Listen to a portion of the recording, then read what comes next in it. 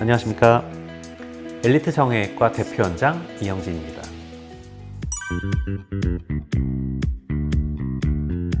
가장 많이 받는 질문 중 하나인데요. 리프팅 레이저나 실리프팅으로만 안 될까요? 라고 많이들 물어보세요. 수술, 비수술은 얼굴 처짐에 따라 결정하셔야 되는 부분입니다.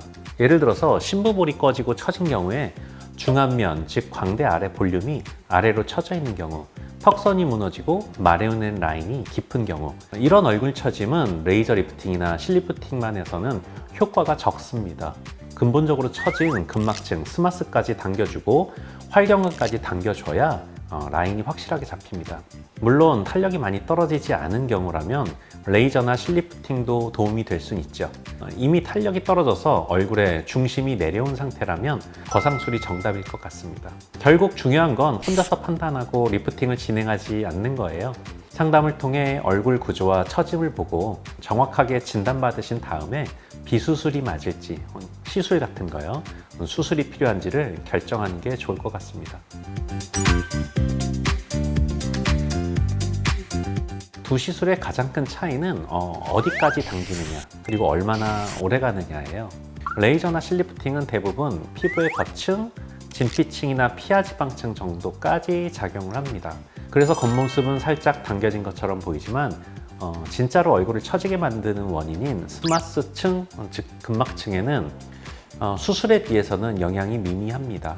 거상술은 그 근막층까지 직접 박리해서 당기고 정확하게 고정합니다. 쉽게 말하면 겉표면을 살짝 조이는 게 아니라 얼굴 안쪽의 구조 자체를 바꾸고 유지 인대들을 끊어서 완전한 이동을 만들어주는 그런 수술이라고 할 수 있습니다. 그래서 유지력 차이도 클 수밖에 없어요.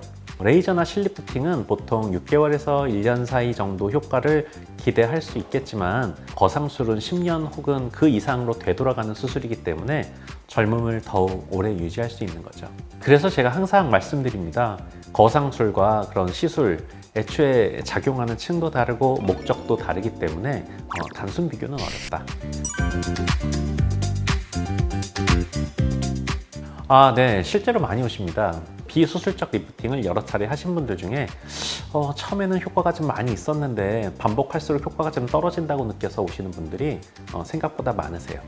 처음에는 부담도 적고 다운타임도 적은 시술로 시작하시는 분들이 많죠. 근데 반복하다 보면 효과가 점점 짧아지고 오히려 볼 꺼짐이나 턱선이 무너지는 것 같은 원하지 않는 현상들이 생기는 경우도 있어요. 그래서 이제는 레이저나 초음파나 실리프팅으로는 효과가 없는 것 같아요 라고 말씀하시고 거상 상담을 오시는 분들이 많이 있습니다.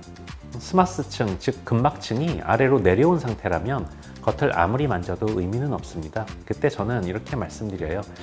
이제는 리프팅이 아니고 구조적인 개선이 필요할 때입니다. 그때는 정확하게 계획해서 구조를 바로잡는 수술로 가야 효과를 보실 수 있습니다.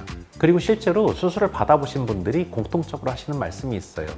막상 해보니까 생각보다 훨씬 편하고 결과가 다르다. 결국 수술이라 해서 더 힘들게 하는 게 아니라 필요한 시점에 정확한 방법을 쓰는 게 중요하다고 생각합니다.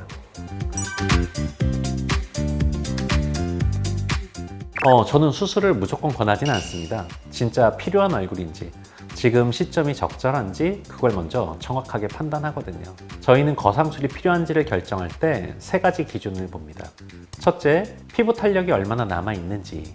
둘째, 스마스층, 즉 근막층까지 처짐이 왔는지, 활경근의 탄력은 어떤지. 셋째, 얼굴의 전체적인 구조. 단순히 주름이 좀 생겼네 정도라면 굳이 수술까지 갈 필요는 없을 것 같아요. 겉 문제가 아니라 속 구조가 무너졌을 때는 그때는 수술을 통해 해결하시는 것이 좋은 방법이라고 생각합니다. 결국 중요한 건 표면이 아니라 얼굴 속 구조를 정확하게 분석해서 판단하는 것이죠. 그리고 환자분과 함께 결정하는 것이라고 생각합니다.